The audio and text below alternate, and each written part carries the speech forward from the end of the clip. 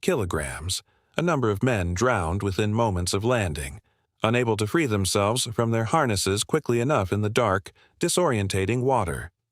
Exact figures for how many paratroopers died this way remain difficult to establish with confidence, and estimates in the historical literature vary considerably depending on the source and the criteria used, but it stands as one of the grimmer and less widely discussed costs of the night's confusion. Individual accounts from the drop illustrate both the chaos and, at times, its strange advantages. The story of Private John Steele of the 505th Parachute Infantry Regiment, whose parachute snagged on the tower of the church at Sainte-Mère-Église and left him hanging above the square for a considerable stretch of time while fighting raged below, has become one of the most widely told incidents of the entire Normandy campaign, and the church tower today still displays a mannequin in paratrooper uniform in commemoration. The broader details of exactly how long Steele remained there and precisely what he witnessed vary somewhat between retellings, and readers encountering the story in different sources should expect minor inconsistencies. But the core event, an American paratrooper caught on the church tower during the liberation of the town, is well attested. Sainte-Mère-Église itself has the distinction of being among the first French towns liberated on D-Day, seized in the early hours by paratroopers who, in a further irony of the night's chaos, found the town more accessible precisely because so many men had been scattered across such a wide area that German defenders struggled to identify where the main weight of the assault was actually falling. If you're enjoying this level of detail, a subscribe costs nothing and genuinely helps this channel keep telling these stories properly. Assessing what the scattered drop actually achieved requires comparing it against both the German response on the ground and the experience of the other Allied airborne forces that same night. The British 6th Airborne Division, tasked with securing the eastern flank of the invasion around the Caen Canal and Orne River, achieved considerably tighter concentration in several of its key objectives, most famously the glider assault on the bridges later renamed Pegasus Bridge, where a small force of glider-borne infantry landed with remarkable precision directly beside their objective and seized it within minutes. This success owed partly to the shorter distance involved, partly to the use of gliders rather than parachutes for the coup de main force, and partly to simple good fortune in weather and navigation on that particular stretch of coastline, though the wider British parachute drop that night experienced its own significant scattering, just as the American drops further west did. From the German perspective, the dispersal of Allied paratroopers across such a wide area of the Cotentin Peninsula produced an effect that no planner on either side had specifically intended, but which worked on balance to Allied advantage. German commanders receiving fragmentary reports of parachute landings scattered across dozens of separate locations struggled for hours to determine where the genuine weight of the airborne assault actually lay. And in the confusion, some reports likely exaggerated Allied numbers considerably, contributing to an overestimation of the scale of the threat facing them. Small, isolated groups of American paratroopers, cut off from their units and improvising as they went, nonetheless succeeded in cutting telephone lines, ambushing German patrols and vehicle columns, and generally creating a sense of pervasive, unpredictable threat behind the coastal defenses at precisely the moment German commanders needed clarity most. Whether this diffuse disruption was, on balance, more valuable than a tightly concentrated force securing its specific objectives on schedule is a question historians continue to debate, and it would be inaccurate to present the scattering as a deliberate stroke of genius.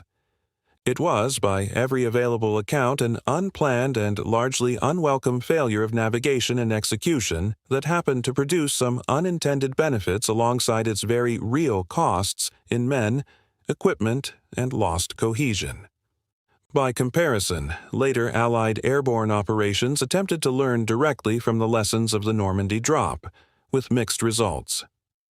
Operation Market Garden in September 1944, the ambitious attempt to seize a chain of bridges across the Netherlands and open a route into Germany, benefited from daylight drops that allowed for considerably tighter concentration of landing forces than had been possible in the darkness over Normandy. Yet the operation ultimately failed for entirely different reasons connected to German resistance at Arnhem, far exceeding Allied intelligence estimates. The broader lesson airborne planners drew from Normandy was LESI, portable radio beacon roughly the size and weight of a small suitcase, carried to the ground by the pathfinders and set up in the target drop zone, broadcasting a coded radio signal skyward.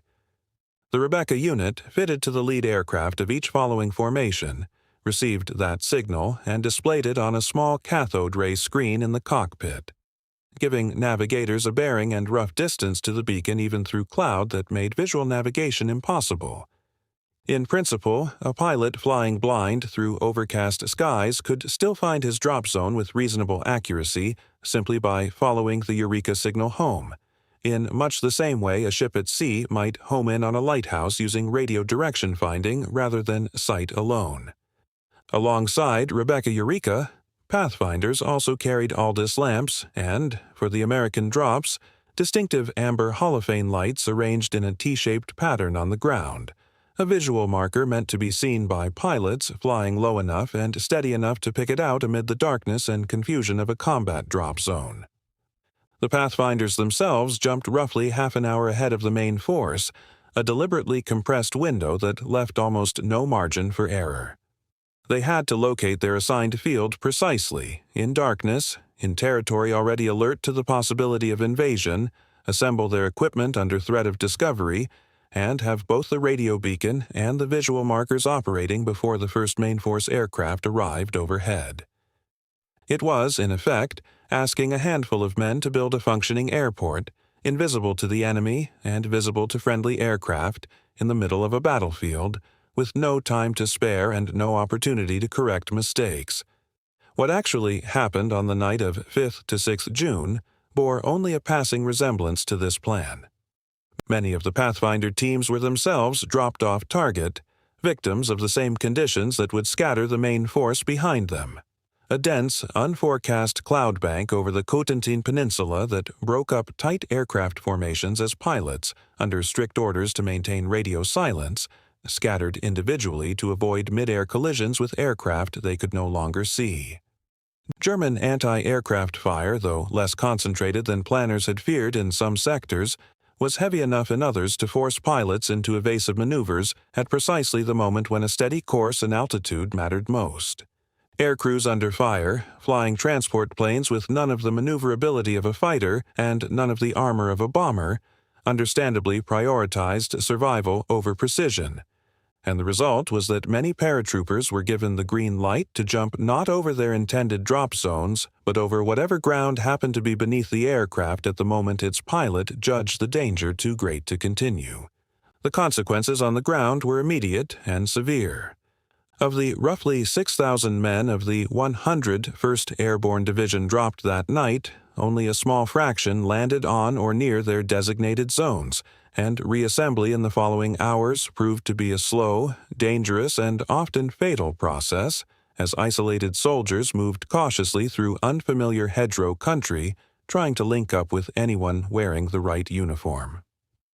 The bocage terrain of Normandy, a landscape of small fields bounded by thick earthen banks topped with dense hedges, compounded the problem,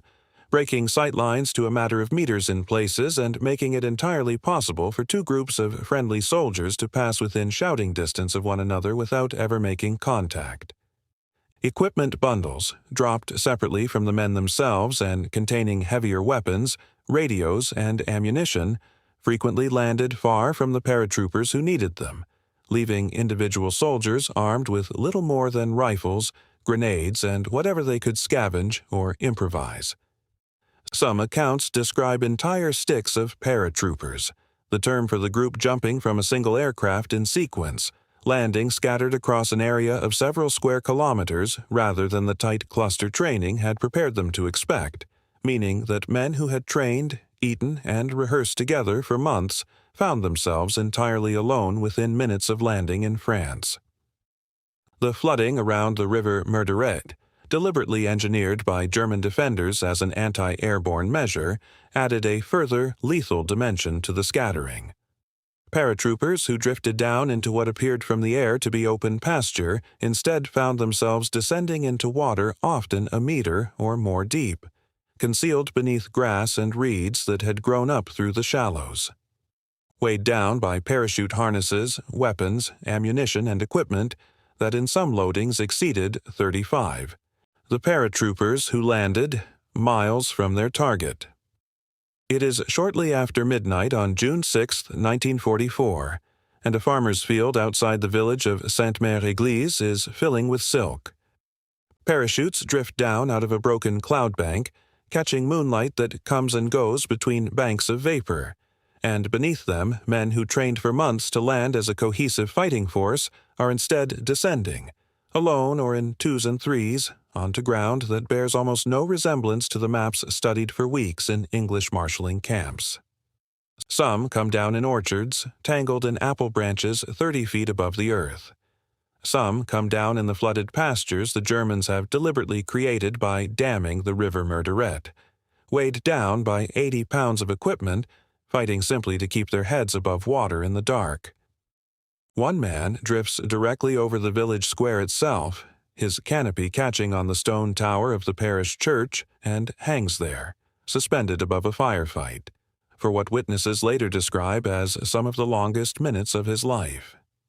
This is the opening of the largest airborne assault attempted up to that point in history, and for a great many of the roughly 13,000 American paratroopers dropping into Normandy that night, it is already going wrong before their boots touch French soil.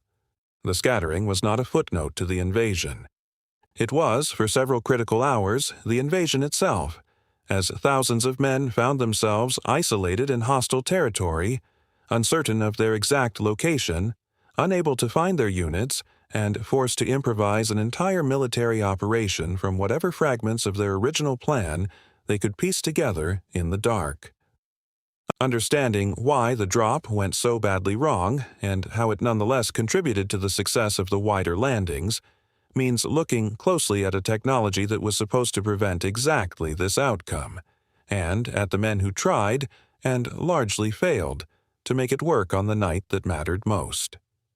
The problem Allied planners faced in the months before D-Day was straightforward to state and extraordinarily difficult to solve. The invasion beaches at Utah, at the base of the Cotentin Peninsula, could be reinforced quickly by German units already stationed inland unless the causeways and river crossings leading away from the beach were seized and held before the seaborne landings began.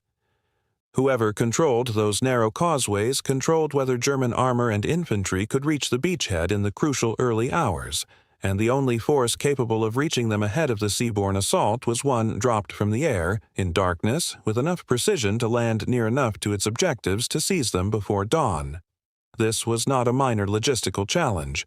It required delivering 3 entire airborne divisions, roughly turning to specifics, the American 82nd and 101st Airborne Divisions and the British 6th Airborne Division, into occupied territory at night, in aircraft flying at low altitude through cloud, flak, and searchlights, with no margin for the kind of navigational error that peacetime training exercises could absorb without consequence.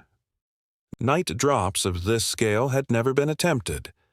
The closest precedent, the German airborne assault on Crete in May 1941, had been conducted in daylight and had still resulted in casualties so severe that Hitler reportedly forbade further large-scale airborne operations for the remainder of the war. Allied planners knew from Crete and from smaller Allied airborne operations in Sicily the previous year that the paratroopers dropped even slightly off target became disorganized, vulnerable, and often unable to achieve their objectives at all. The Sicily drop in July 1943 had already demonstrated the scale of the danger. Strong winds and inexperienced pilots had scattered American paratroopers across an area many times larger than intended, and in one notorious incident, nervous Allied naval gunners, unable to identify the aircraft overhead, shot down a significant number of their own transport planes carrying American paratroopers, killing dozens of men before they ever reached the ground. Normandy could not be allowed to repeat that failure, not when the entire invasion timetable depended on the airborne divisions controlling their objectives by first light.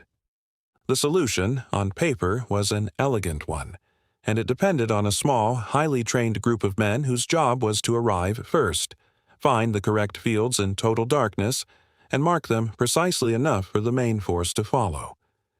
These were the Pathfinders, volunteers drawn from each of the airborne divisions and given specialized training at a dedicated school in England, and their equipment centered on a radio guidance system named Rebecca Eureka. The system worked as a paired transmitter and receiver with the Eureka unit, Itiwe, about a single technical fix and more about the inherent unpredictability of night operations conducted at scale, an unpredictability that no amount of Pathfinder training or radio beacon technology could fully eliminate, given the aircraft, weather forecasting, and navigation technology available in 1944. The material and psychological impact of the scattered drop, taken together, is genuinely difficult to weigh with precision, and honest assessment requires holding two things true at once. On one hand, the failure to concentrate forces on their intended objectives delayed the seizure of several key causeway exits and river crossings, cost a significant number of lives to drowning, misadventure, and isolated combat against superior numbers, and left many units critically under strength and short of heavy weapons for the first crucial day of fighting. On the other hand, the seaborne landings at Utah Beach, the objective the airborne assault was ultimately meant to protect, proceeded with comparatively light casualties, and post-war assessments generally credit the disruptive, if chaotic, presence of American paratroopers across the Cotentin Peninsula with contributing meaningfully to that relative success,